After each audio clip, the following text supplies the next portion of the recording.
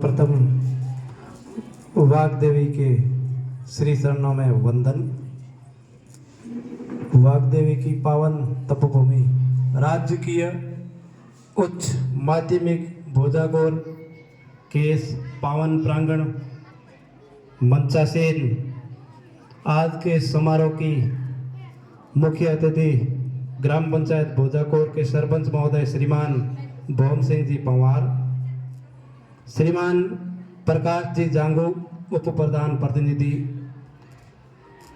श्रीमान सोहन सिंह जी, भंवर सिंह जी, मोहन राम जी, पप्पू राम जी, हीरा राम जी और सम्मानित सारा मंच, ग्राम से पधारे हुए पितृतुल्य पिता समान मेहमान, बुजुर्गगण, युवा साथीगण, मातृशक्ति, पीओ क्षेत्र से पधारे हुए समस्त गुरुजनगण, इस विद्यालय में ज्ञान की गंगा बहाने वाले समस्त विद्वत गुरुजनगण अपने उज्जवल भविष्य की ओर अग्रसर आगे बढ़ते हुए नन्हे मुन्ने नौनिहाल विद्यार्थीगण, आप सभी का इस पावन प्रांगण में एक बार पुनः हार्दिक स्वागत एवं अभिनंदन। श्रेष्ठ जनाब,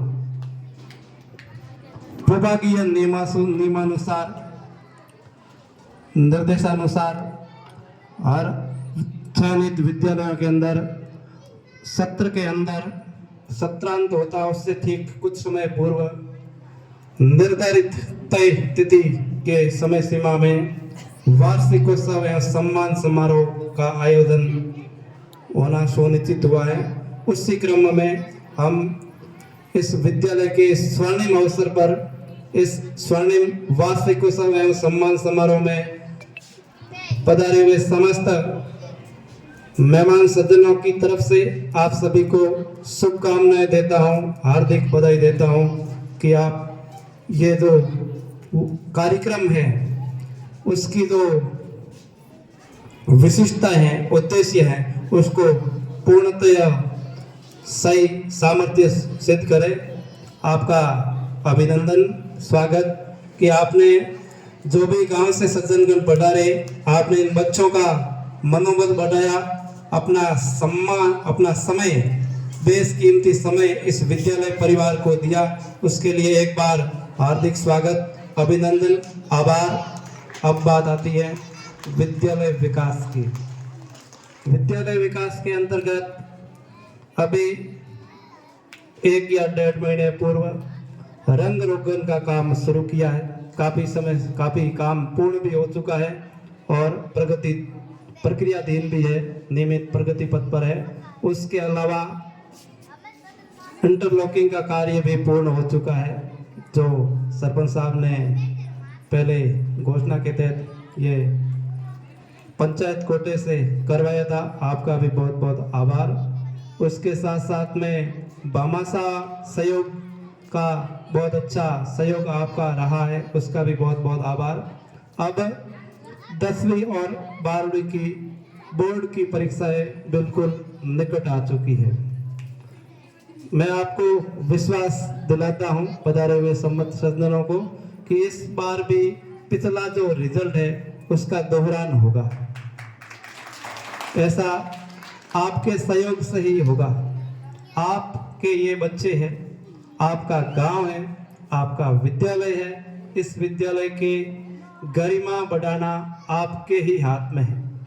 आप ही अगले 2 महीने में, यानी कि 10वीं 12वीं का लास्ट एग्जाम संभव 4 अप्रैल को होना है, तब तक इन बच्चों के लिए ऐसा माहौल बनाए कि ये बच्चे अपना सर्वोत्तम समय विद्यार्जन के लिए समर्पित करें। आप घर पर जो भी आपके अभिभावकगण पड़ोसी हैं जो यहाँ पर किसी कारण वजह से नहीं आ पाए, उनको भी आप प्रेरित करें कि आपके बच्चे जो भी इन बोर्ड कक्षाओं के अंदर पढ़ रहे हैं उनको ज्यादा से ज्यादा समय पढ़ने के लिए देने हेतु प्रेरित करें, न कि अनावश्यक दबाव देवे।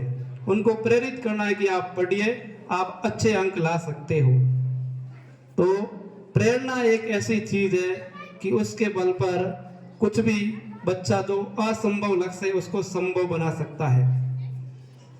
मुझे याद है 2017-18 में यही से पढ़ते हुए एक बच्चा जो अभी शिक्षक पद को सुशोभित कर रहा है, एक गुरुजन का पद सुशोभित कर रहा है, भौमराज, जो 4 साल में अच्छी मेहनत करते हुए इनके अभिभावकगण ने, इनके जो भी इसके साथ में रहे, उन्होंने अच्छा इसका माहौल दिया और आज एक इस विद्यालय के लिए गौरव का विषय है। उसके साथ साथ और भी जो विद्यार्थी तो यहाँ से पढ़ करके सफल हुए हैं, आगे बढ़े हैं और उन्होंने इस विद्यालय के साथ साथ अपने परिवार का, अपने ग्राम का, साथ साथ अपने जिले का, और कुछ बच्चे तो ऐसे हुए हैं जिन्होंने राष्ट्रीय स्तर पर अपना नाम रोशन किया है इस गांव का।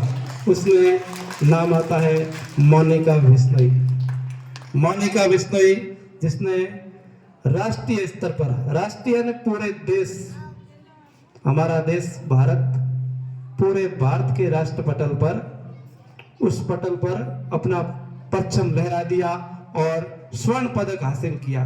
ये हमारे लिए नाज का विषय है, हमारे लिए गौरव का विषय है। उसके साथ साथ कुमकुम और कुसुम, प्रद्युम्न और लक्ष्मण राम, ये 4 बच्चे हैं। इन्होंने भी स्टेट लेवल पर आगे, स्टेट लेवल और राष्ट्रीय स्तर पर अपने खेल से, अपनी प्रतिभा से जो प्रदर्शन किया, इनको भी विद्यालय परिवार की ओर से मैं शुभकामनाएं प्रेषित करता हूं, अभिनंदन करता हूं, स्वागत करता हूं।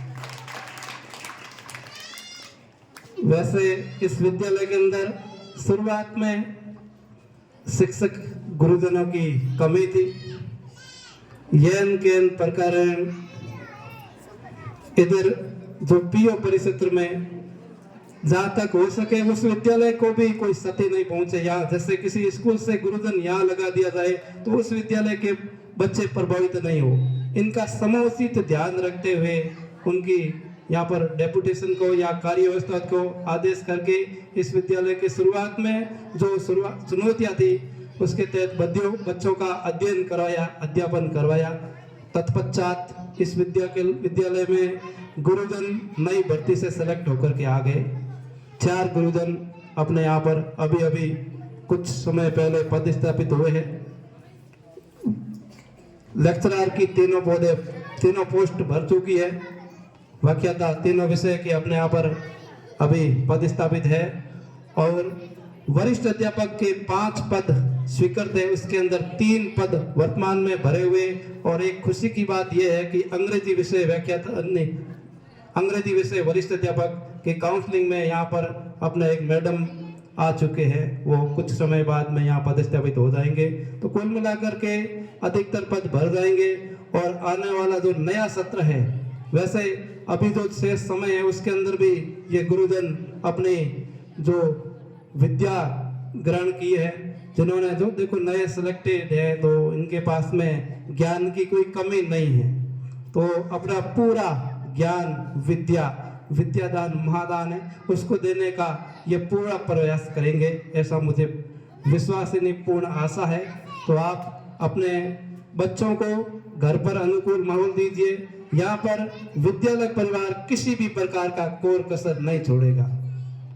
बात की जाए पीओ परिक्षेत्र की, तो वहाँ पर भी लगभग अब अध्यापक गुरुजनों के पद भर चुके हैं। तो आप पढ़ाई के मामले में बच्चों से अच्छे माहौल देने के लिए जो विद्यालय तत्पर है, तो आपके लिए हमेशा तत्पर रहेंगे, पूर्ण सहयोग रहेगा। और सब अपने यहाँ की जो मुख्य बात है, बच्चों की उपस्थिति की कमी। कुछ बच्चे ऐसे होते हैं, ऐसे हैं जो विद्यालय कम आते हैं, इरेगुलर स्टूडेंट्स। इस समस्या से हमें समाधान करना होगा। समाधान हम ही करेंगे, हमें ही उन परिजनों को कहना है, उनके पेरेंट्स को कहना है कि आप इन विद्यार्थियों को स्कूल भेजिए। विशेष तौर से 1 से 8 तक